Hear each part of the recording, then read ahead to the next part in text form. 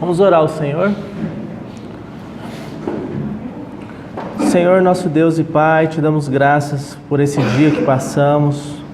No nome do Teu Filho amado Jesus, ó Pai, nós te louvamos pela obra que o Senhor realizou através do Teu Filho. Sem esta obra perfeita, nós não poderíamos estar aqui. Nós não seríamos aceitáveis à Tua presença. Mas a nossa realidade é de estarmos revestidos de Cristo. E por isso, Senhor, somos aceitáveis ao Senhor, não pelo nosso mérito, mas pelo mérito do nosso Senhor, o Teu Filho em tudo obediente, aquele que foi obediente até a morte e morte de cruz, mas que esta mesma morte não o pôde deter, rompendo assim, pelo Teu poder, ó Deus, os grilhões da morte e trazendo de volta à vida o Teu amado Filho, nos demonstrando e testemunhando para todas as hostes e todas as criaturas do universo que aquela obra foi plenamente aceita para nossa justificação. Nós te agradecemos, ó Pai, pelo Teu trabalhar incessante, contínuo, Senhor, incansável pela edificação da Tua igreja. Para apresentar, ó Senhor Jesus, como diz a Tua palavra, a si mesmo uma noiva gloriosa. Esta é a nossa esperança. Embora nós olhemos hoje, não conseguimos ver esta noiva gloriosa, mas aquele que começou a boa obra é fiel para completá-la. A nossa confiança e esperança está no Teu agir, Senhor, no Teu trabalhar. E também, Senhor, que não sejamos levianos, mas que de uma certa forma possamos compreender pelo Teu Espírito que podemos cooperar com esta graça. O Senhor tem derramado abundantemente graça sobre nós, mas podemos rejeitá-la, Senhor, podemos dizer não a esta graça. Este é um risco real para nós, mas aqueles, Senhor, que cooperam com esta graça, aqueles que não dizem não a ela, que não se negam, se recusam a ela, Senhor, tem colhido da Tua parte vida e vida em abundância. Por isso, ó Pai, nós pedimos ao Senhor, clamamos ao Senhor que o Senhor toque em nosso espírito com o poder da Tua palavra, para nos transformar, para nos despertar, Senhor, a edificar a Tua casa. Esta é a nossa urgência, esta é a nossa necessidade, uma necessidade real, Senhor, de que cada um de nós aqui sejamos despertados para a edificação da Tua casa. Por isso estamos aqui nesta noite, trazidos pelo Senhor, pela Tua graça, pelo Teu amor, e confiamos que o Senhor irá realizar a Tua obra, para que sejamos realmente constrangidos em nosso coração e nosso espírito, a obedecermos a Tua palavra, Senhor. Não há um outro caminho, Senhor. O caminho é andarmos no Senhor, andarmos na Tua palavra. Em nome de Jesus é o que nós lhe pedimos, ó Pai, e agradecemos. Em nome de Jesus. Amém, Senhor. Vamos retomar o nosso estudo de Esdras, abrindo as nossas Bíblias, Esdras capítulo 3.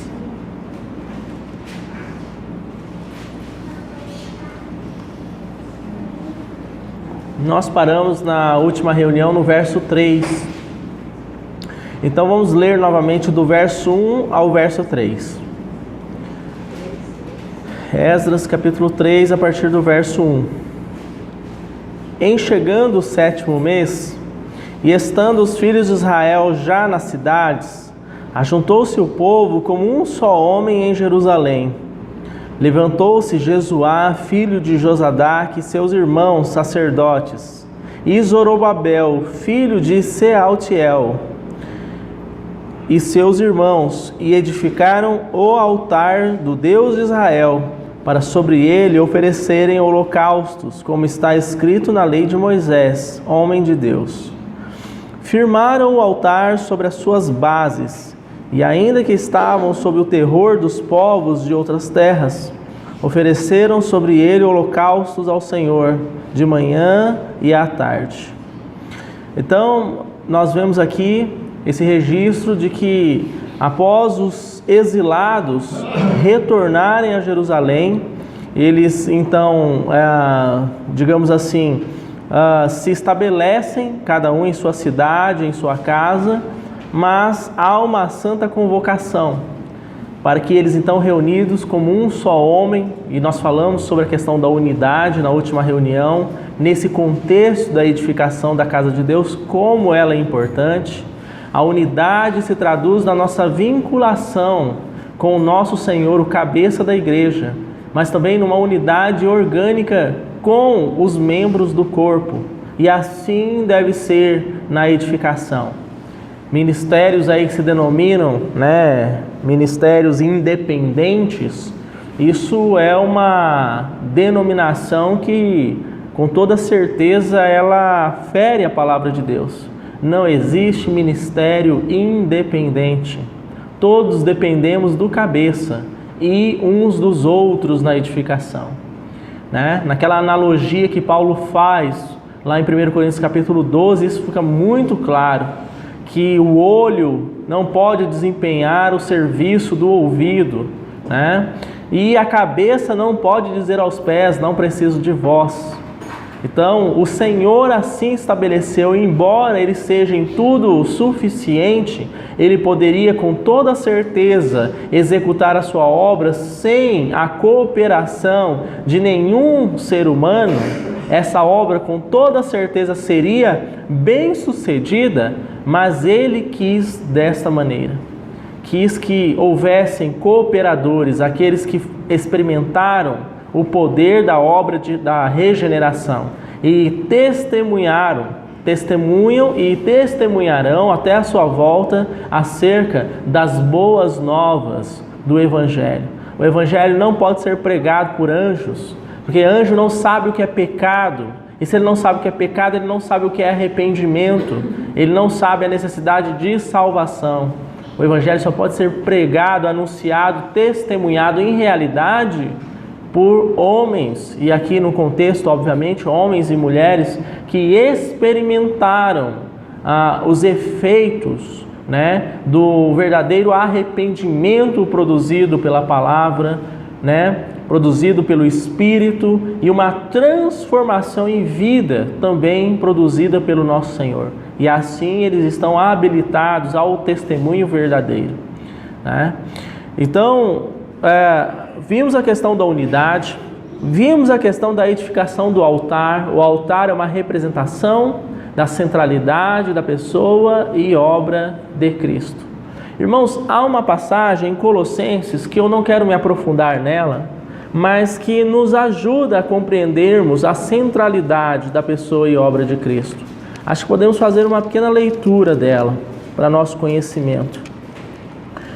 Colossenses capítulo 1,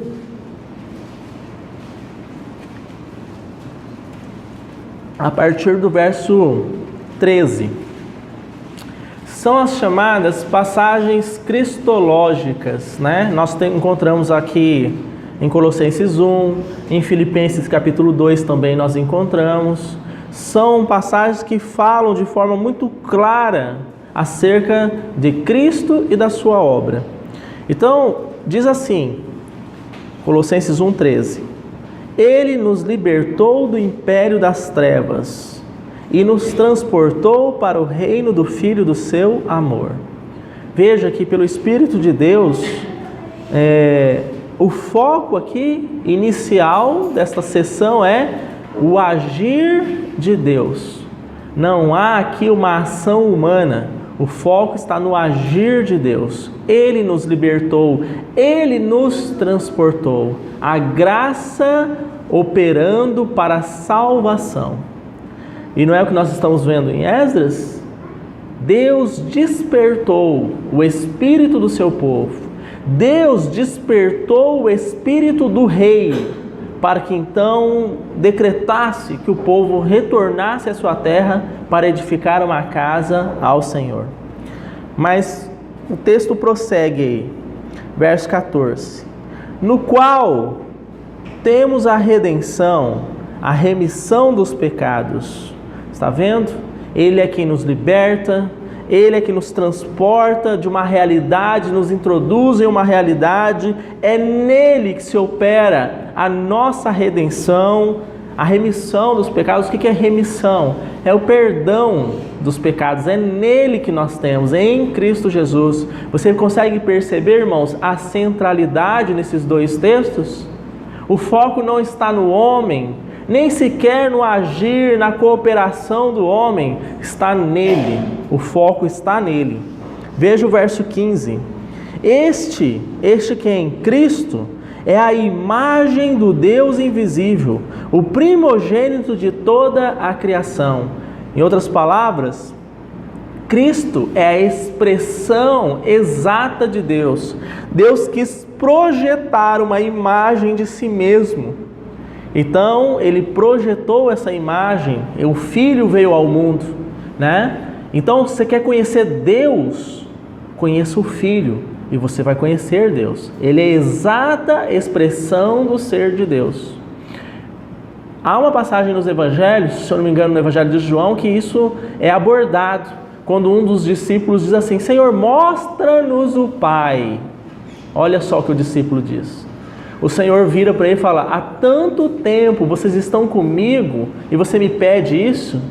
Quem vê a mim, vê o Pai que me enviou. Então o Senhor, Ele é esse ponto de encontro. Queremos conhecer o Pai Celestial, nós conhecemos o nosso Senhor, porque Ele é a expressão exata do ser de Deus. É o que é dito lá em Hebreus, o caráter da hipóstase de Deus. Acho que já falei com os irmãos sobre isso aqui, né? Na atual tecnologia que nós temos, os computadores estão aí com acesso para todos. Os celulares e assim por diante. Mas o teclado do computador tem a letrinha A lá no teclado. Quando você aperta aquela letra A, é projetada uma imagem na tela do seu computador daquele mesmo caractere, o A, né? Então, quando aquela tecla, ela representa exatamente o que está na imagem, e a imagem representa exatamente o que está na tecla do teclado. Então, isso é o caractere. Quando se diz que o Senhor Jesus é o caráter da hipóstase de Deus, significa que Ele é a expressão exata. Quem vê Cristo, vê o Pai. Quem vê o Pai, vê o Filho. Há uma correspondência exata. E é isso que esse texto está dizendo aqui. O Cristo, é a imagem do Deus invisível. Deus projetou a sua imagem no Filho, né? O primogênito de toda a criação. Irmãos, há alguns segmentos evangélicos que utilizam essa palavra aqui, o primogênito, para dizer assim, que Cristo, então, foi criado por Deus. Ele é o primeiro, mas ele é o primeiro criado. E isto é uma heresia, segundo a palavra. Porque Cristo não é criado. Ele é Deus. Desde a eternidade, ele estava com Deus, né? Chama a atenção dos irmãos para o Evangelho de João, capítulo 1. Lá vai falar sobre isso. Que o Filho estava no seio do Pai, desde a eternidade, né? Se Cristo fosse criado por Deus, fosse uma criação de Deus, ele não poderia ser Deus. Nós somos criação de Deus, né? Cristo não é criação de Deus. Então nós temos que tomar cuidado com essa expressão aqui, o primogênito, de dizer assim, ele é o primeiro da criação. O sentido aqui, irmãos, é que ele tem a primazia de toda a criação. É diferente. O primogênito de toda a criação é que ele tem a primazia, ele tem um direito sobre toda a criação. Ele está sobre toda a criação, mas ele não é uma criatura de Deus. Pois nele, aí vai dizer por que ele tem essa primazia, né? Pois nele foram criadas todas as coisas, nos céus e sobre a terra, as visíveis e as invisíveis, sejam tronos, sejam soberanias, quer principados, quer potestades. Tudo foi criado por meio dele e para ele. Ele é antes de todas as coisas, está vendo a primazia dele? Nele tudo subsiste. Irmãos, Cristo, Ele é a base da sustentação de todo o universo.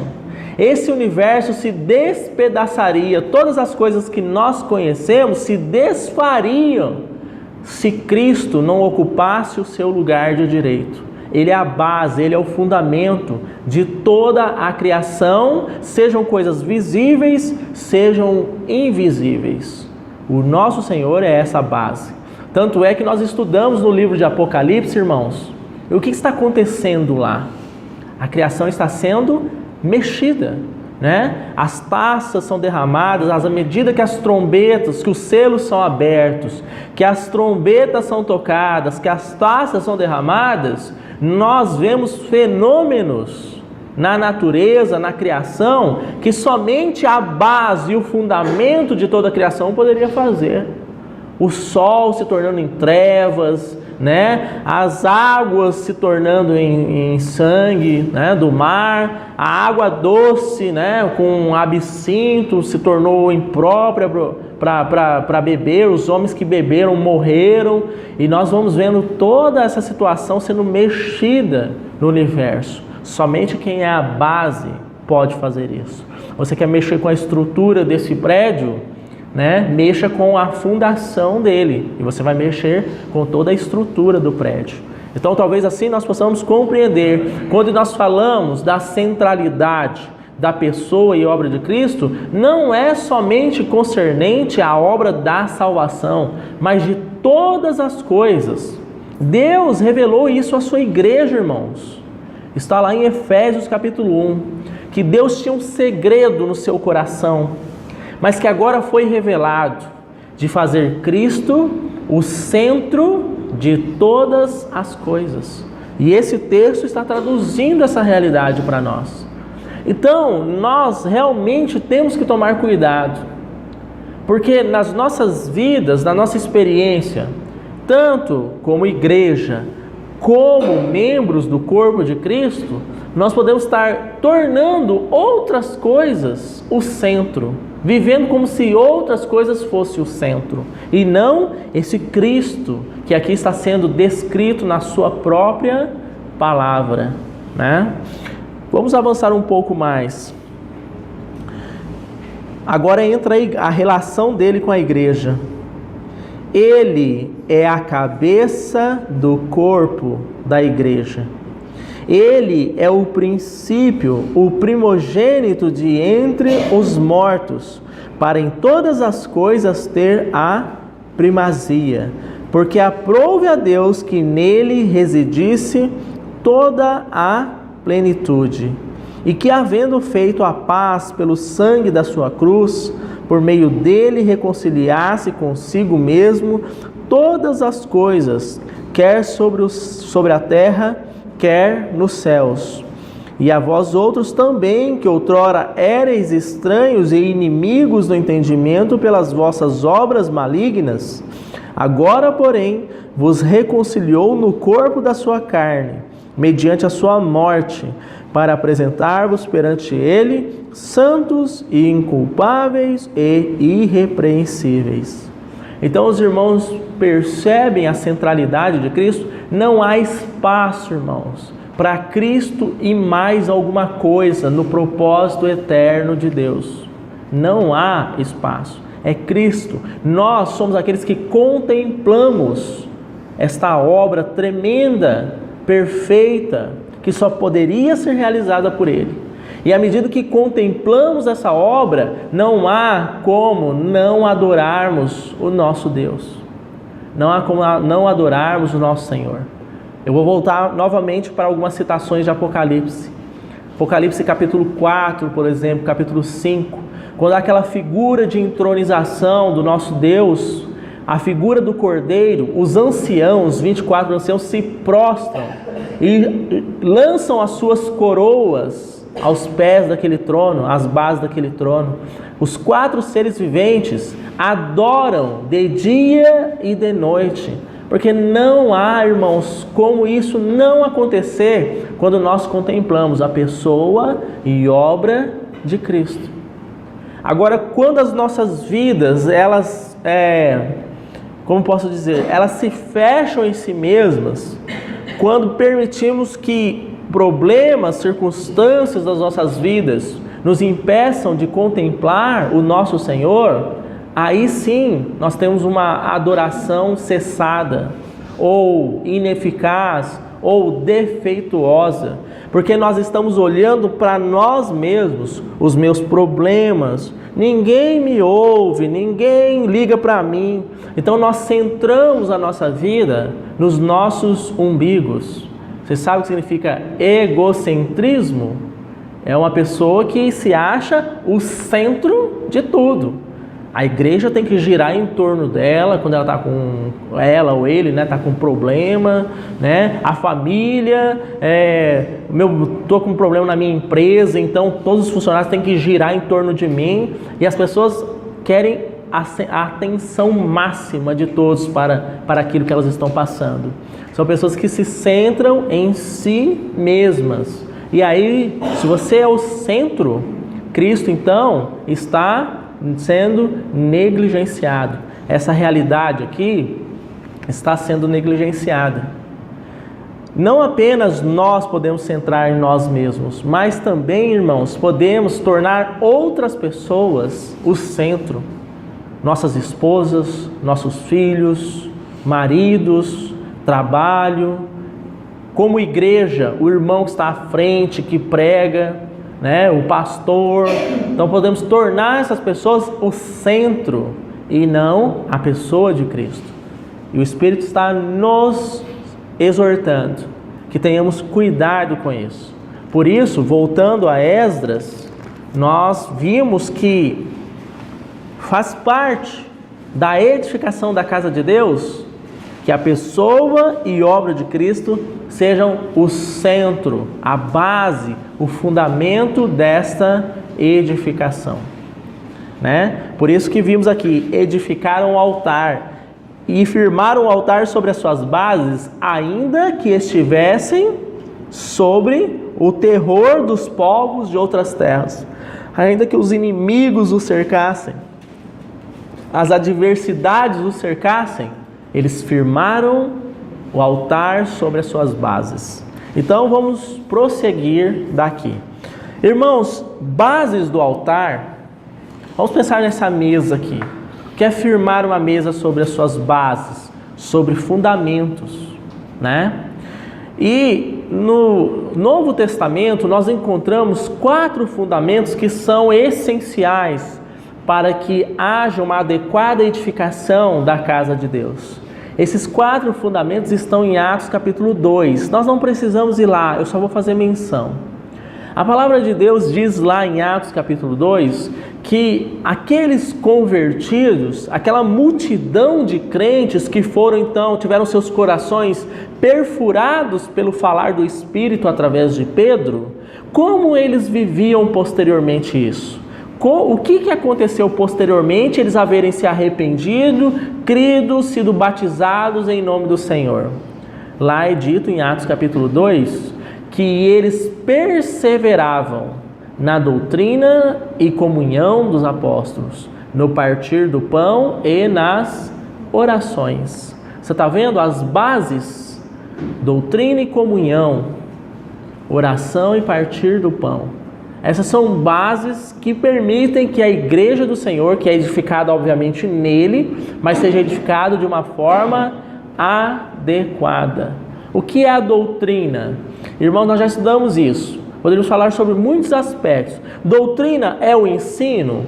Pode ser compreendido como ensino, mas doutrina, antes do ensino, tem que ser vista como uma pessoa.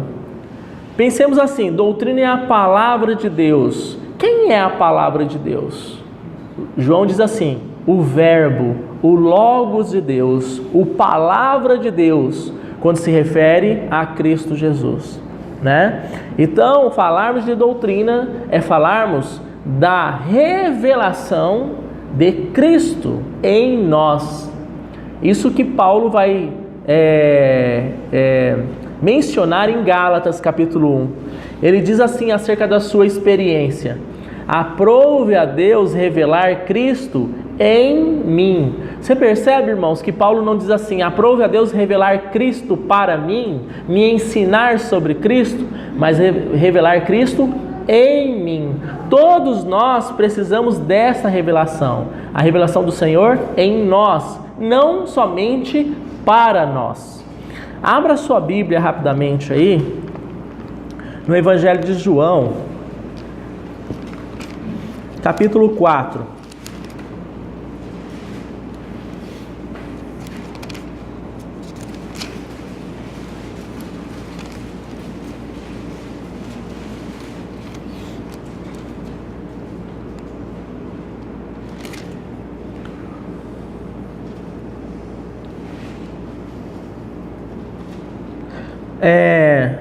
Vamos ler inicialmente o verso 26. Perdão, irmãos, verso 24. Deus é Espírito, e importa que os seus adoradores o adorem em espírito e em verdade. Eu sei, respondeu a mulher, que há de vir o Messias, chamado Cristo. Quando ele vier, nos anunciará todas as coisas. Verso 26. Disse-lhe Jesus: eu sou, eu que falo contigo.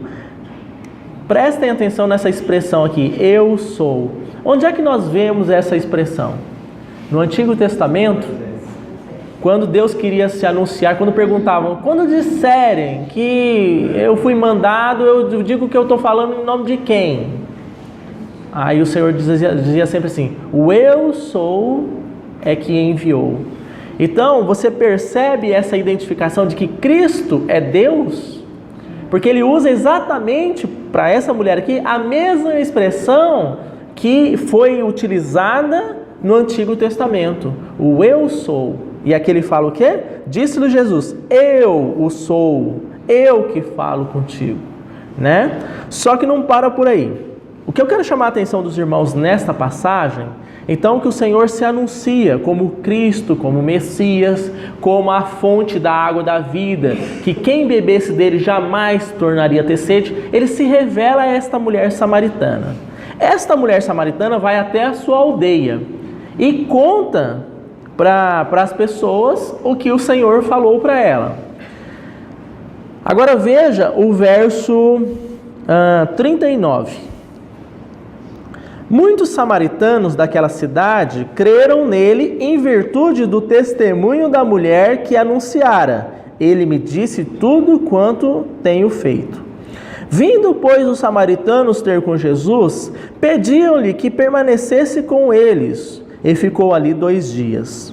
Muitos outros creram nele por causa da sua palavra, e diziam à mulher, e é aqui que eu quero chamar a atenção dos irmãos: já agora não é pelo que disseste que nós cremos, mas porque nós mesmos temos ouvido e sabemos que este é verdadeiramente o Salvador do mundo. Você percebe a experiência, irmãos? Nós podemos, na nossa fase inicial, conhecermos o Senhor pelo ensino dos irmãos, na dependência do Espírito. Mas vai chegar uma hora que a sua experiência com o Senhor não deve estar baseada no ensino dos irmãos. Vai chegar uma hora que você vai crer no Senhor porque você tem ouvido dele mesmo. Você tem experimentado dele mesmo. E é isso que os samaritanos estão dizendo aqui. Olha, agora nós não cremos nele por aquilo que você, mulher samaritana, nos falou, mas porque nós mesmos temos ouvido dele. Os irmãos percebem que há uma diferença. Aprove a Deus revelar Cristo em mim. Em mim. Então, voltando para Esdras, o que nós estamos falando? As bases do altar, a doutrina. Quando em Atos fala, vamos pensar assim, a doutrina dos apóstolos, está escrito lá, que eles perseveravam na doutrina dos apóstolos.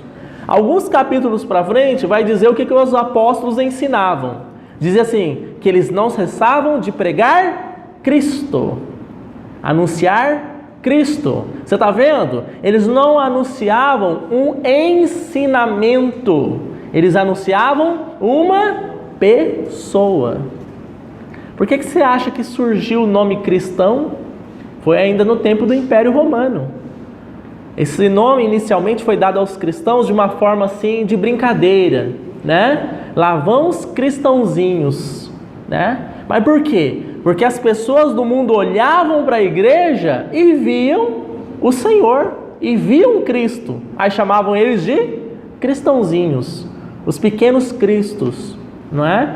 Para isso acontecer, para que o mundo desse esse testemunho, que agora se tornou, né, cristãos aí, esse nome, essa nomenclatura tem atravessado os séculos.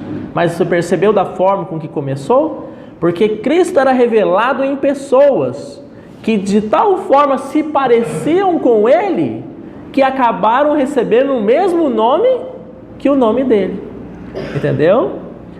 Quem dera hoje nós tivéssemos, né, esse despertamento, que o mundo olhasse para nós e visse, olha, lá vão os cristãos que são iguaizinhos àquele Cristo que está escrito na Bíblia. Mas hoje, infelizmente, em grande parte, não estou aqui generalizando, mas em grande parte das vezes, o mundo, vamos colocar no plano dos negócios.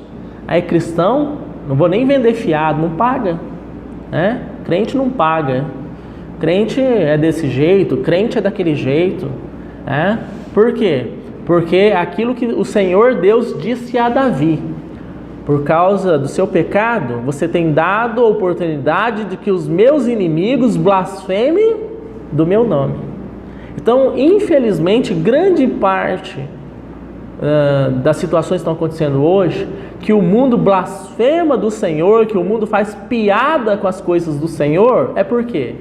Porque os filhos de Deus não têm tido Cristo revelado neles. Vivem baseados em quê? Primeiro, experiências de outros homens santos, ou de um conhecimento intelectual da Bíblia, mas não que haja esse fluir, como o Senhor mesmo disse: quem crê em mim, do seu interior fluirão rios de água viva. Né? E o mundo, irmãos, está morrendo de sede, e eles estão clamando por isso, e só a igreja poderia dar, mas a igreja tem tropeçado no testemunho, né? Não tem nenhum outro lugar no mundo que as pessoas poderiam matar a sua sede de vida.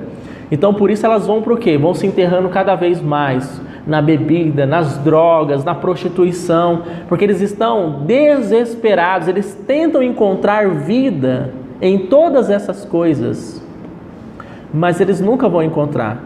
E eles poderiam estar vindo beber da verdadeira fonte, mas a verdadeira fonte também tem se tornado o que aconteceu com Jerusalém, né, após aqui o exílio, ela ser destruída, naquela experiência de Jeremias. O que acontecia com Jeremias?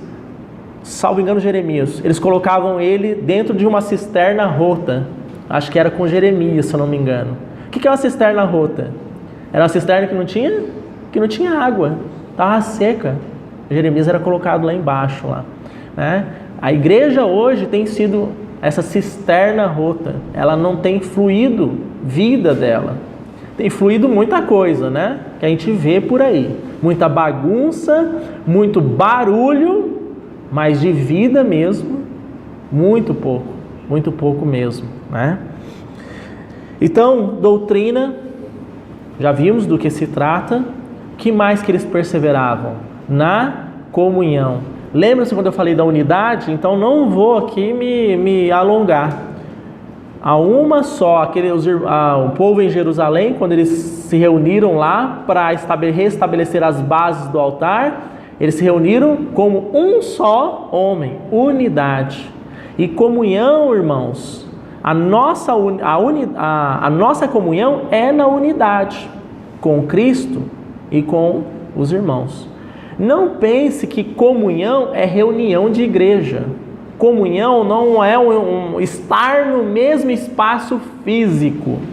Comunhão é espiritual, irmãos, espiritual. Você se lembra quando Paulo exorta a igreja em Corinto acerca da convivência e conivência com o pecado dentro da igreja em Corinto? O que ele fala? Com esse sequer sentai, não é verdade? Para comer. Considerai ele como um gentio, né? Por que o Paulo, pelo Espírito, está fazendo essa exortação para a igreja? Porque se uma pessoa deliberadamente escolhe seguir outro caminho, afrontar a palavra de Deus, o que nós não podemos ter com essa pessoa? Por mais que queiramos, espiritualmente não podemos ter? Comunhão no Espírito, não há unidade. Onde há trevas, não há luz. Onde há luz, não há trevas. Por que nós não podemos ter comunhão com o mundo também, mesmo que quiséssemos? Porque espiritualmente é impossível.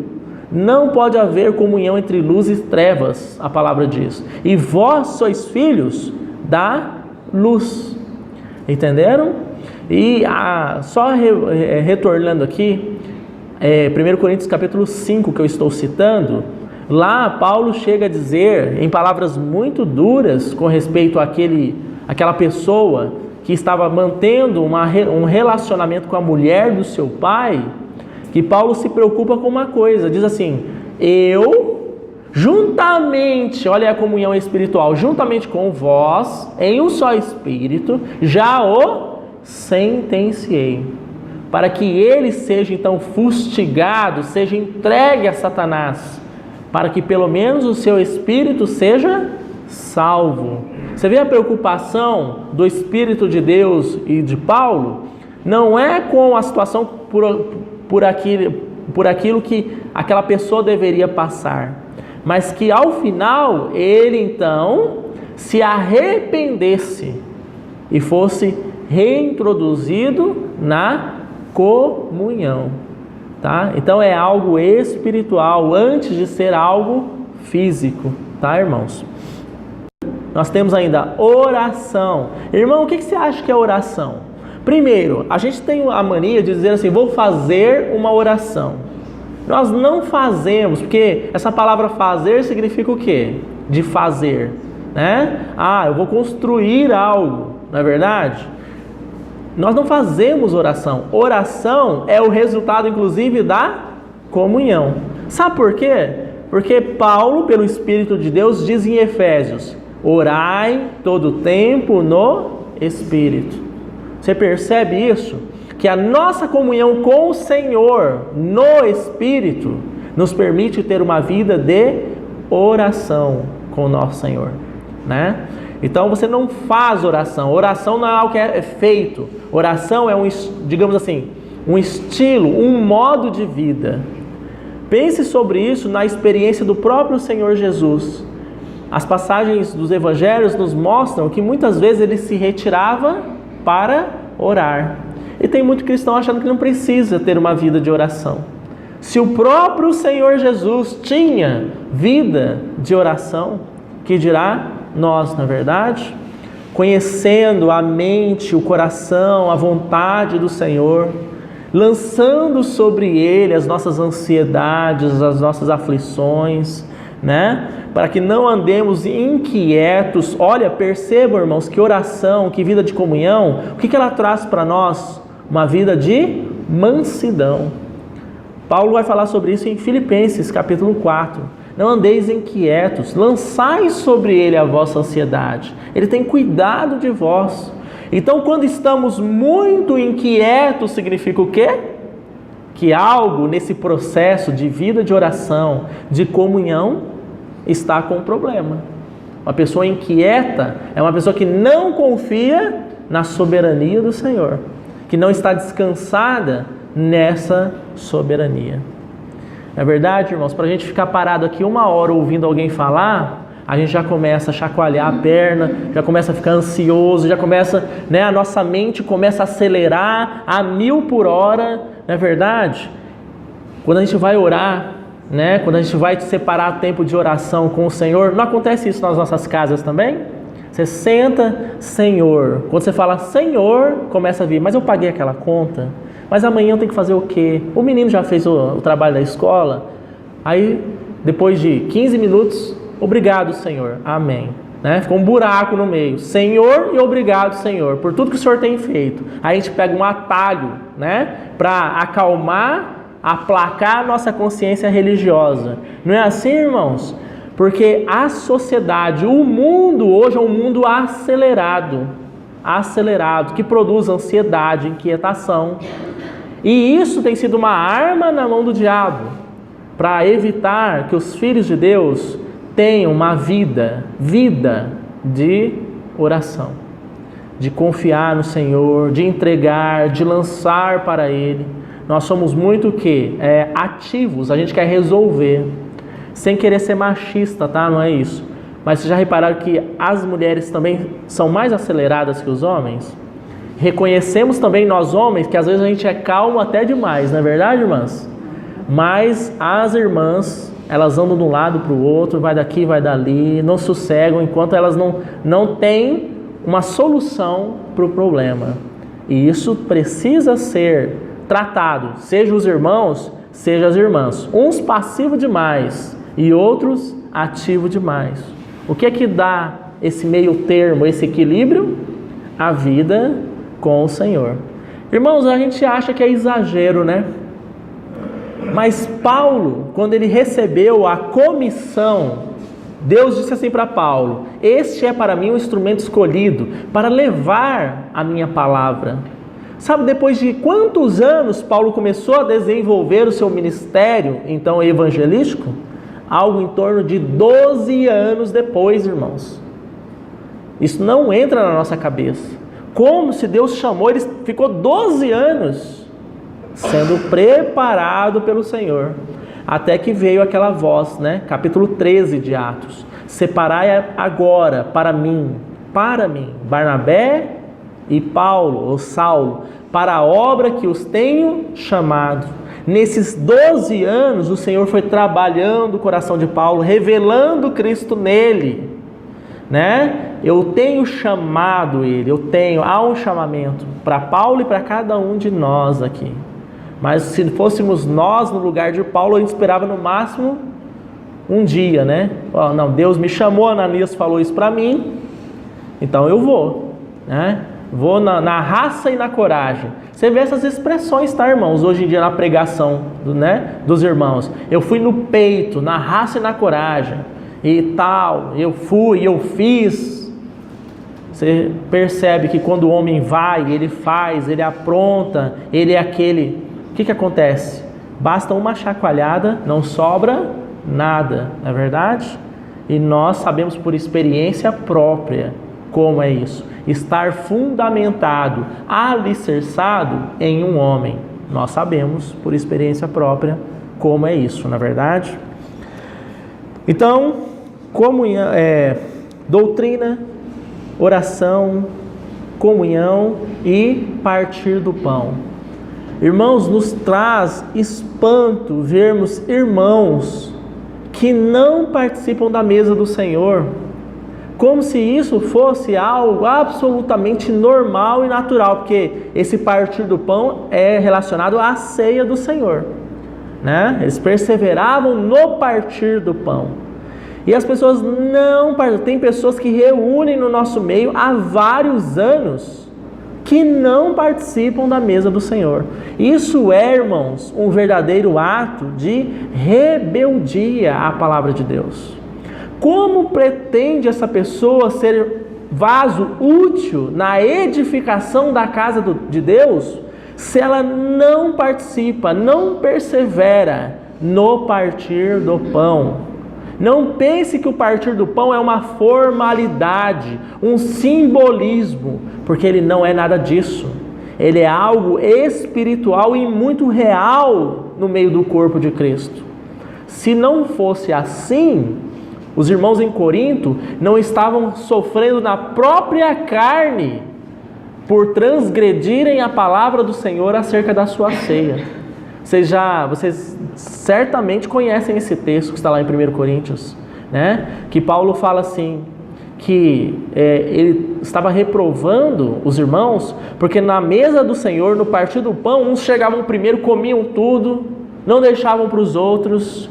né? E Paulo vai falando, vocês devem julgar a si mesmos, tomar do pão e comer, né? Porque vocês estão fazendo algo contrário à palavra de Deus, e não é à toa que há entre vocês muitos doentes, muitos fracos, e não poucos os que já dormiram, ou seja, que morreram. Irmão, se é um simbolismo, se é um formalismo, se é uma ritualidade, como é que os irmãos estavam colhendo pelas consequências de agirem na mesa do Senhor de maneira inadequada na sua própria carne, no seu próprio corpo? Você vê como é espiritual? O partir do pão é necessário para a edificação da casa de Deus. Cristo, na noite que ele foi traído, ele tomou o pão, né? Ele tomou o cálice, ele instituiu a sua ceia. Eu gosto sempre de usar esse exemplo, irmãos. Você tem algumas horas de vida, você chama os seus familiares, você vai falar coisas inúteis ou secundárias para eles? Né? Imagina lá o irmão Paulo Santoro, vou pegar ele como exemplo aqui. Está nas últimas horas de vida, chama a irmã Edneia, chama os filhos, aí vai falar assim, olha, se o Brasil ganhar na Copa, eu queria que vocês pegassem aquela bandeira e colocassem lá na nossa casa. É isso que você ia tratar com eles, Paulo? Certamente não, né? Ia tratar dos assuntos absolutamente necessários, essenciais. E nas últimas horas de vida, o que o Senhor fez? Instituiu o partir do pão. Então é algo que eu posso dizer assim, eu participo se me der vontade. Ou viver uma vida cristã negligenciando esse fundamento de maneira nenhuma. Então isso traz prejuízo para a nossa experiência espiritual, mas traz prejuízo também para a edificação da casa de Deus. Nós, como igreja, não podemos negligenciar o partir do pão. Irmão, mas eu estou inadequado com essa ou aquela situação, o Espírito tem me incomodado na minha consciência, e o que está acontecendo que você ainda não tratou com isso? Ou eu, né, não tratei com isso? Vou empurrar com a barriga até quando? Não é verdade? Então, as bases do altar que nós estamos lendo aqui no capítulo 3 de Esdras nos remonta a esta realidade espiritual de Atos capítulo 2. Perseverar nesses pontos, como essa mesa aqui, ó. Se essa mesa tivesse somente duas pernas, certamente esses livros, essa água não estaria equilibrado aqui. Você subiria numa mesa de duas pernas? Você confiaria nisso? Você fundamentaria a sua casa num fundamento que está omisso em alguns pontos? De maneira nenhuma. Então, como precisa das 4 pernas dessa mesa para estar bem estabilizada, firme, suportar todo o peso, a edificação da casa de Deus precisa também de irmãos que perseverem, como perseveravam os irmãos do início, na doutrina e comunhão dos apóstolos. A nossa versão, revista atualizada, eu não sei outras versões, mas diz assim, que eles perseveravam na doutrina dos apóstolos, na comunhão. Mas nos escritos originais, era assim, é assim, né? Perseveravam na doutrina e comunhão dos apóstolos, nas orações e no partir do pão. Vamos continuar a nossa leitura de Esdras, avançando então. Então tratamos sobre essa questão das bases do altar necessárias para a edificação da casa de Deus. Veja aí o verso 4. Celebraram a festa dos tabernáculos, como está escrito, e ofereceram holocaustos diários segundo o número ordenado para cada dia. E depois disto, o holocausto contínuo, os sacrifícios das festas da lua nova e de todas as festas do Senhor, fixas do Senhor, como também os dos que traziam ofertas voluntárias ao Senhor. Desde o primeiro dia do 7º mês, começaram a oferecer holocaustos ao Senhor, porém ainda não estavam postos os fundamentos do templo do Senhor. Eu chamo a atenção dos irmãos para o verso 4 e 5, e o verso 2 também, que é repetido a expressão assim, como foi ordenado, no verso 2, como está escrito na lei. Você está percebendo aí, irmãos? Como está escrito na lei, como foi ordenado. O que quer dizer isso? Que a edificação da casa de Deus deve ser feita segundo o Senhor, segundo a sua palavra, como foi ordenado. Não de acordo com o que eu acho, ou com o que o outro acha. Esses dias eu estava conversando com um irmão, passando por alguns problemas. Eu não entendo porque que Deus não age na minha vida, porque que Deus não... a minha vida está sempre de um jeito, não entendo isso e aquilo. O irmão que prega para outros irmãos.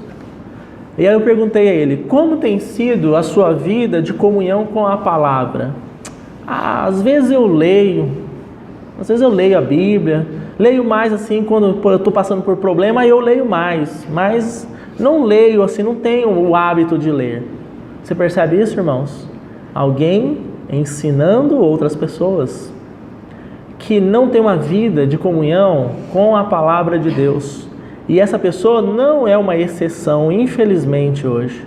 Mas aí nós fomos avançando na conversa, e aí eu citando alguns textos da palavra, e ele disse assim uma hora, mas eu não entendo assim. Eu não entendo que eu tenho que ler a palavra para Deus falar comigo. Tá vendo? Eu não entendo. Eu entendo assim, não entendo assim. Entendeu? E aí é o que nós temos aqui? A edificação sendo feita segundo a palavra, sendo feita segundo o mandamento, ou sendo feito segundo aquilo que entendemos. O Evangelho só chegou até nós, até hoje, porque a obra de Deus foi feita não segundo o entendimento desse ou aquele irmão, mas foi feito segundo a palavra, segundo o mandamento do cabeça que é Cristo. Somente por isso o Evangelho não foi derrubado, né? E nós sabemos o quanto o diabo travou batalhas para destruir a igreja, destruir o testemunho. No Império Romano eram perseguidos, aprisionados, martirizados, lançados em arenas para servir de espetáculo para os romanos. Então o diabo tentou de todas as maneiras destruir a palavra de Deus. E ele somente não conseguiu porque a obra de Deus nunca foi feita segundo o entendimento desse ou aquele, mas segundo o cabeça que é Cristo, segundo uma pessoa. Por isso que hoje nós temos acesso à palavra de Deus. Irmãos, havia uma rainha na Inglaterra que ela entrava nas casas dos cristãos, não ela pessoalmente, mas através de seus soldados, né?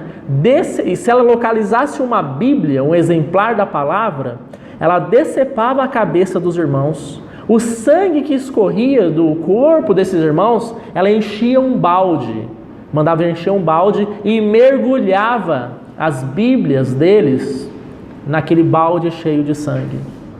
Então foi assim que a palavra de Deus foi sendo o quê? Transmitida, comunicada pelos séculos, mediante muita perseguição. Hoje o diabo mudou a estratégia dele.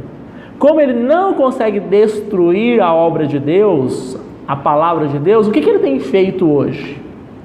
Dizer meias verdades. É assim, mas também eu entendo que seja desse jeito.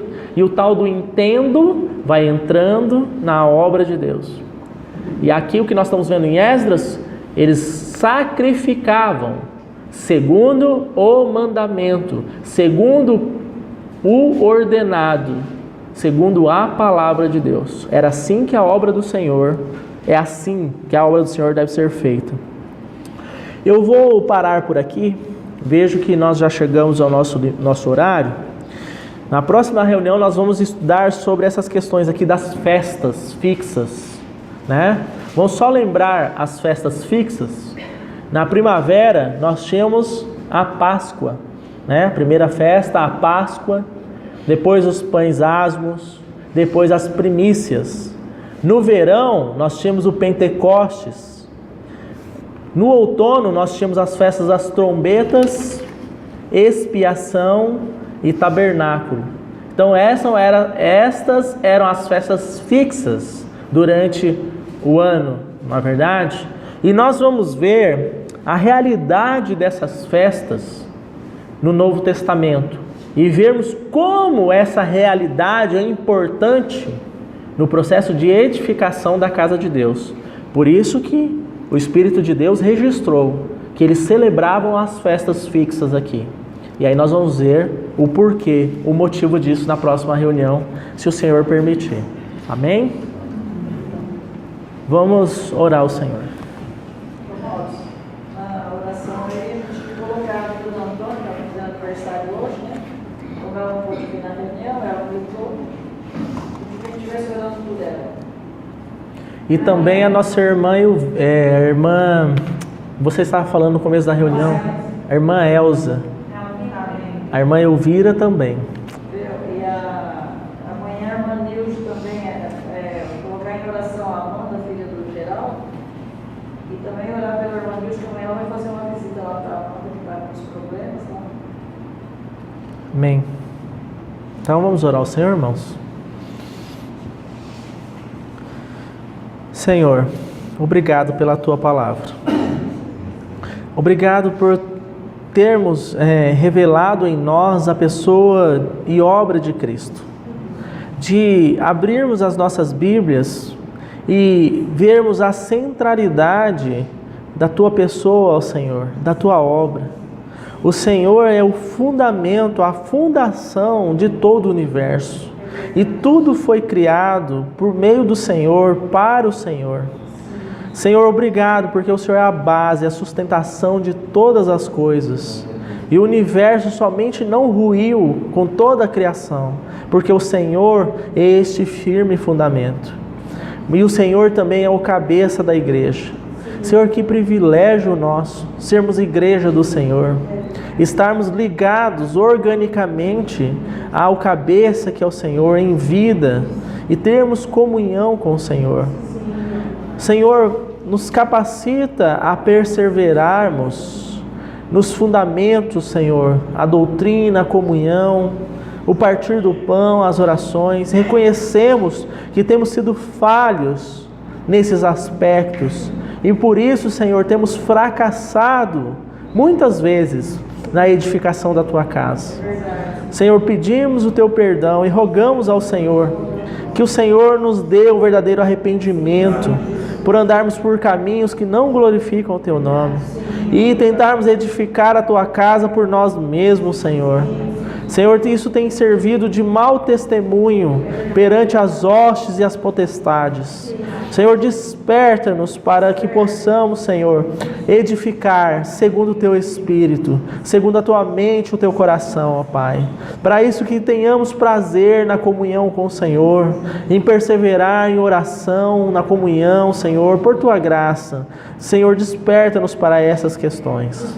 Muito obrigado pela Tua palavra. Senhor, também queremos colocar diante de Ti a vida da nossa irmã Elza, não está bem de saúde. Rogamos ao Senhor que o Senhor coloque as Tuas mãos na vida dela, Senhor. Onde quer que ela esteja agora, fortaleça a Tua obra na vida da nossa irmã, que a sua doença, que esse problema de saúde que ela está passando, sirva também como um testemunho do Senhor, onde ela estiver. E sabemos, Senhor, que segundo a Tua vontade, o Senhor pode restaurar a saúde da nossa irmã Elza. Coloca as Tuas mãos e faz a Tua vontade, Senhor. Mas cremos que para a doença ou para a saúde, somos do Senhor. E o Senhor trabalha para que o Teu nome seja glorificado em nossas vidas. E por isso rogamos pela nossa irmã Elza nesse momento. Também, Senhor, colocamos diante do Senhor a vida da nossa irmã Elvira, a vida também da nossa irmã Antônia, que está comemorando mais um ano de vida. Senhor, cresça na vida da nossa irmã Antônia. Que ela possa ser uma testemunha no Seu lar, Senhor. Cada dia mais. Ó Pai Celestial, nesse momento também queremos colocar a vida da nossa irmã Nilde. Ela tem entendido do Senhor de estar conversando com essa moça, com a Amanda. Senhor, por Tua graça, conceda a ela sabedoria, revelação no Espírito. Que o falar da irmã Nilde seja um falar espiritual. Senhor, guarda a nossa irmã Nilde de ser uma psicóloga, ser alguém que tente consolar e confortar um psicológico abalado. Mas que ela entenda que ela é uma testemunha do Senhor, onde ela for, e que lá ela possa brilhar, expressar a Tua vida, a Tua luz para esta moça, Senhor.